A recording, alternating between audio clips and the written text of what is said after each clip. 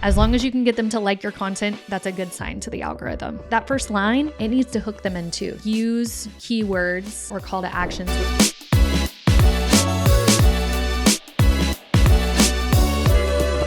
The algorithm has changed. We have a lot to talk about today. Adam Mosseri just shared a video series that's going to break down what the algorithm is looking for when it comes to your content on Instagram. And I'm really excited to dive into this for you guys, dissect it for you, and then give you guys some tips to leave once you're done listening to this episode. This is Call Her Creator, powered by Stan. I'm your host, Caitlin Rhodes. Let's get into what's going on over on Instagram. Before we get into it, should we talk about the TikTok ban? Should we talk about how it kind of has given me anxiety about how we can truly build a business and base all of this stuff on a social media platform that could easily be taken away from us at any time? Yeah, let's talk about that for a second. If you don't have an email list, what is stopping you from putting that together? I started my email list when I started my business, and we've grown to thousands of subscribers, thank God. And it's honestly how I sell on Instagram and on Instagram stories, but I truly use my email platform a lot. I think we send like 2 to 3 emails a week to segmented audiences. Don't think that just if you sign up for my email list, you're going to get 3 emails from me a week. No, that's not how it works. We're very specific about the messaging we send and who we send it to, so nobody's getting bombarded with emails. But it is the best way for me to stay connected with my audience. So if you are not building that email list, if you need help building that email list, I do have it's called Free Create and Launch a Digital Offer. And what that is it's got a checklist in there for you to create a freebie that could then attract email subscribers. That's the easiest way to grow your email list. You can also, have just like an email sign up on your Stan store or on your website, whatever you want. But the best way to grow that email list is by offering something valuable in exchange for their emails. So that's why I have this create your own digital offer. It can also be like create your own lead magnet, but it's basically a checklist on how to create a lead magnet, how to host it, and how to start attracting emails that way. So if you need help growing your email list, go check that out on my Stan store. Free Create and Launch a Digital Offer is what it's called. And it's going to walk you through everything you need to know to help you build that list so you can stay connected with your followers. Because if a TikTok ban can happen, so can an Instagram ban. And we just need to prep ourselves and make sure that we still have ways to communicate with our audiences. All right. Pulling over my computer because I had to take notes for today. I listened to Adam's video that discussed the algorithm changes. I don't want to say changes because some of the things he talked about are things that have already been established for the algorithm, but I guess to explain it to you, to help you understand what you should be posting so that the algorithm favors your content and gets you in front of more people. So if you want to see this video from Adam yourself, you can go to his page, Adam Mosseri. He's the CEO of Instagram, but what I'm doing here today is kind of breaking down what he says, because some of you might listen to what he says and say, that was a different language to me. I don't know what he's saying. So from an expert like me who uses Instagram every single day, multiple times a day, I'm going to break it down in easy to digest pieces for you, and then also give you 5 tips to help you beat the algorithm. Maybe we don't want to beat it, but we want to work with it, right? So that our content gets in front of the right eyes. So I'm going to help you guys do that today. So 3 signals from the algorithm that Adam outlined: watch time, likes, and sends or shares. So let's start with number 1. What is watch time? What does it mean? Watch time refers to the total time viewers spend engaging with your content. So if they're scrolling through their feed and they see a post, the algorithm is watching to see how long they stay on that post. If it's a reel, they're going to watch the video. If it's a post, it's still measuring how long they're spending on that post, right? The longer that people stay on your post, the more Instagram recognizes it as engaging and worth promoting. For reels and videos, grabbing attention within the First 3 seconds is crucial. You will hear me talk about that until I'm dead. You have to catch people's attention within the first 3 seconds. Whether it's a video, whether it's a post, you better have a good hook with it. This is what helps determine whether viewers will continue watching or if they're going to scroll away. You've got 3 seconds to help them make up their mind. Higher watch times signal to the algorithm that your content is keeping users engaged, boosting its chance to be shown to more people. So at the end of the day, your goal for all of your posts right now should be to keep people on the post as long as possible. So the way I break this down for some people too is this is why I mainly stick to shorter form video, because it kind of helps me beat the algorithm, right? So if I have a 7-second video and I want them to spend like 100% watch time on there, I only need to capture their attention for 7 seconds. If it's a 30-second video, for that watch time to be completed, either one, they're going to have to watch for the whole 30 seconds, or they're at least going to have to get to like 75% of it, which would still be like 20 seconds. So see how that's kind of harder to stay on a post for 20 seconds versus 7 seconds. Now, this is probably why you guys see a lot of 7-second videos or 5-second videos going viral, because people are spending time on them. You're not having to keep their attention for very long. Now, I'm not saying to do this all the time, because you can only provide so much value in 6 seconds. Sometimes you do need a 30-second reel. Sometimes you do need a 30-second video. But if you want to hack that algorithm and get more engagement and get more watch time, then make your video a little bit shorter. There are times though that I will spend longer on a video. And lately I've actually been spending about 12 to 15 seconds because I'm doing more talking videos lately. I feel like they're connecting with my audience. They're getting better views for me. And I think it's because it's me talking and people recognize me at this point and I have a bigger following. If I was someone just starting out and no one knows who I am, I don't have a following yet, I would probably start with shorter videos first, just to like get them used to me, and then, start doing those more educational, longer videos. Another caveat to that is if you're doing like a tutorial or you're teaching someone how to do something, of course you might need to take longer to do that. And so if you're a fresh account and you want to be known for your tutorials and you want to actually show things, then of course take your time with your video. This is not me saying to only do short video. This is just me saying be picky with how long you spend on your videos. The next algorithm signal is likes. And I've noticed this too. I've been looking around doing my research at posts lately, and like I'll see a video with like 1 million views and it's actually really funny, love it. And I'll just look at the engagement on it and I'm seeing like 1,200 likes and maybe 300 comments. And I think that's just everywhere. People are commenting less and less right now. Even if I see a video and I love it, sometimes I don't want to say anything. Sometimes I just like it. And does that mean me not commenting? Does that mean I didn't like it as much? No, like I just laughed at, I think her name is Mandy. She makes the funniest videos. I just laughed at one of her videos and watched it several times and I just liked it. I didn't comment on it. So I guess what I'm trying to say here is likes are definitely holding more weight than comments, and he explicitly said it in the video. So likes act as a clear indicator of audience interest and appreciation, particularly among your followers. Instagram prioritizes content that receives more likes because it suggests your existing audience finds it valuable or relatable. For posts aimed at your current followers, which is called connected content, which we'll talk about in a little bit, likes are the primary metric influencing reach. So what that means is for your current followers, as long as you can get them to like your content, that's a good sign to the algorithm. So you don't have to focus on comments, just get them to like it, get them to tap. When followers engage with your post by liking it, Instagram is more likely to show it to a greater percentage of your audience. I'll talk about what connected and unconnected content is in a minute. Let me go to the third algorithm signal first. The third one is sends or shares, which last summer, Instagram had sends as their number one algorithm signal, which is funny that it's changed now. Like the number one is watch time. Sends are when you share something with someone. You send it in the DM, you send it to a friend.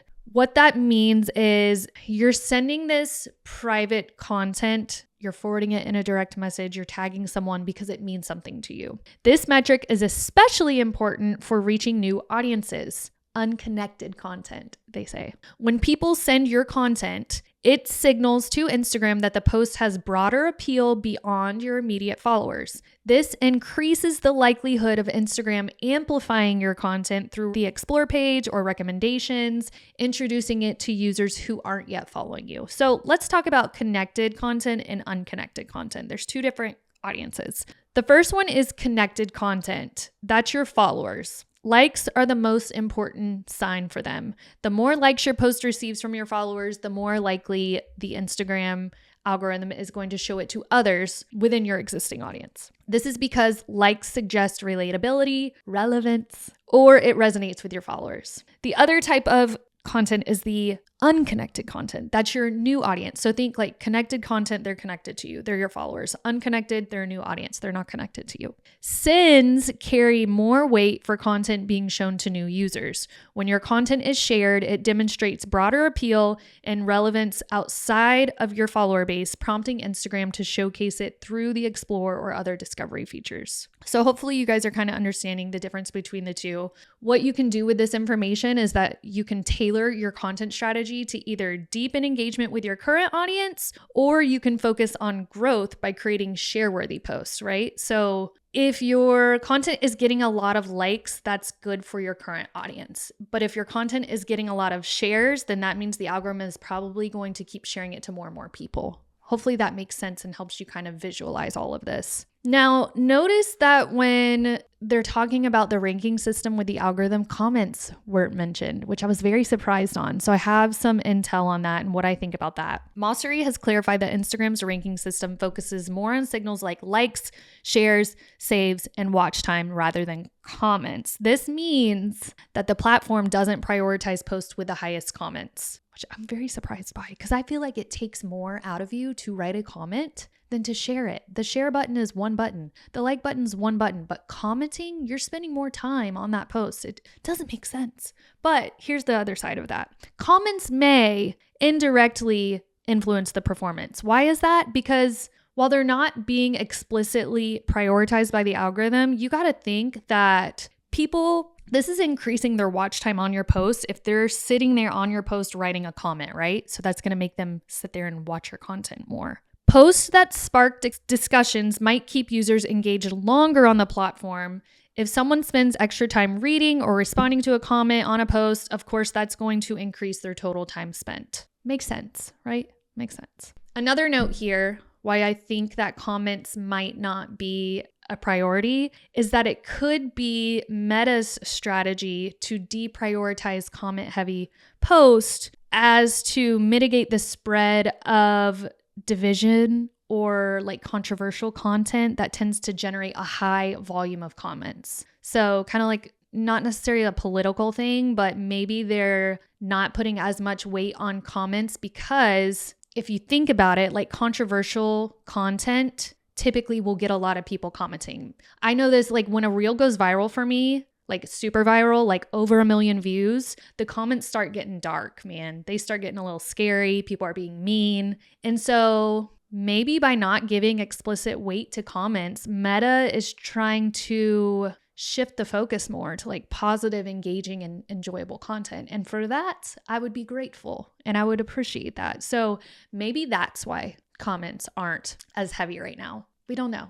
Maybe Adam will talk about it more. The thing is, Adam said that this is a new video series, so he's going to keep showing up for us and explaining all of this. And when he does, I'll always be here to kind of break it down for you guys in simpler terms. But it sounds like they're trying to just figure out the right thing to look at. I know they want TikTok's algorithm so bad. There's been rumors that Meta bought TikTok. I don't know if that's true or not. I get into Reddit and I start reading stuff and I don't know if it's true or not, but it sounds like Instagram still hasn't perfected the algorithm and the signals that affect that. So anyways, with all of this, I have some tips to help you maximize your performance on the app for 2025. So 5 tips. The first one's going to be focusing on that shareable content. I say it over and over again, but focus on posts that spark curiosity, provide value, or they entertain, content that your audience will want to send to friends or colleagues. An example for this could be like how-to reels, quick tips, relatable humor. I love posting those, or trends with like a universal appeal, right? Like more generic than more specified. My reels that typically go viral are the relatable humor type reels, if that gives you any insight. So if you're a funny person, or if you can think of some type of, even if it's crude humor or dark humor that relates to your industry, try testing it out. And if you want to test it without your current followers seeing it, Post it as a trial reel and let it go out to non-followers and just see how it performs. Tip number 2, optimize for watch time. Hook your viewers in those first 3 seconds. Use good captions, bold text, and engaging voiceover, whatever it takes to get that first 3 seconds zoomed in on them. Keep your reels and videos engaging with storytelling, maybe transitions. If you need a couple of hook ideas, on my profile right now, I am sharing visual hook ideas. There's 2 videos on my profile that have been pretty recent videos, so I do think you should go watch those. It's not all about just the text hook that you put at the top of your video, but it's also the visual hook. How are you hooking them in with your video? And then there's also the captions hook. You got to make sure that your caption, that first line, it needs to hook them in too. So it needs to be good. Take your time on that stuff. Next tip I have for y'all, encourage likes. Give a clear call to action like, hey, if you like this post, please double tap. Hey, if you agree with this, click the like button. Like, tell them what to do. You don't necessarily have to say it in the video, but maybe you put that as like a text CT at the end of the reel or end of the carousel, or maybe you put it in the caption, whatever it is, test it. You're going to have to test that. Sometimes that can come off a little spammy by saying like, hey, like this post if you resonated with it. So thinking of ways to say that more naturally, we might need to go to ChatGPT and ask like, hey, what are some ways to get people to like my content without explicitly saying like this post, and then see what ChatGPT gives you. Tip number 4, use SEO friendly captions and hashtags. I'm still a big fan of SEO when we are working on content here at the agency. For all of our clients, those captions have to explain what's going on in the reel or the carousel. The carousel or the reel needs to have keywords that the algorithm can read it, but it's very important to make sure that your content can be read by the algorithm so that it can understand and send it to relevant people, bigger audience that is going to be attracted to your content. So that is very important to understand. I actually have an SEO podcast episode. I don't know what episode it is. I feel like it was in the earlier stages. So maybe within the first 20 episodes of Call Her Creator, there's a specific SEO episode, and it is very detailed on what SEO means for Instagram, how to implement into your strategy, all that jazz. It's super duper valuable. So go back and listen to that. Tip number 5, engage with your followers through the DMs, through the comments, reply to every comment that you get, DM people with thoughtful messages, respond to people. This helps you build a stronger community, stronger connections. I highly, highly suggest. We just started implementing a stronger engagement strategy over on my Call Her Creator account, and I'm noticing the growth tick up a little bit from doing that, because in the beginning of that account, I also had my main account, the Caitlin Rhodes. So it was a lot for me to handle both accounts. But now I've got one of my assistants, Alex, helping me manage that and engage with people, and we're seeing better results over there. So make sure somebody is home, talking to people, replying to people, all that jazz. You can also, if you want to be strategic with your engagement, use keywords or call to actions when you're replying to people and engaging with them. So like there's something that's called like the double dip. So like maybe someone comments on your post, and then if you go back and reply to that comment, that's double dipping. You want to ask them a question so that they comment again. That would be triple dipping. But make sure you're fostering those conversations with people, basically. One thing I want y'all to know is that there's going to be a ton of myths out there. There's going to be a ton of misconceptions, people spreading rumors on Instagram about how the algorithm works. At the end of the day, if you really want to understand it, make sure that you're following Adam Mosseri. Make sure there's a creators account on Instagram that you can also follow, and they're going to tell us the real deal as far as, algorithm hacks and myths and all that stuff. And you can also follow me, the Caitlin Rhodes, over on Instagram. I try to stay pretty fact driven with my content. My degree is actually in journalism, so I know all about fact checking. So don't listen to everything you see on the internet. Don't believe it all. Make sure you're getting credible sources is what I'm trying to say. So just to summarize for today's episode, focus on creating content optimized for watch time, likes, and shares. Tailor your strategy depending on whether you're reaching followers that you have now or unconnected audiences, the new followers. What I would love for you guys to do is send me a DM with any questions that you might have about the algorithm. I would love to do more research on all this. I can dedicate an episode part 2 on the algorithm changes or what the algorithm is favoring. If there's specific questions you have, please feel free to reach out to me. If you liked this episode, please download Call Her Creator so you get alerted each week with a new episode. Love to have you guys here. Love this community, and I will see you next week.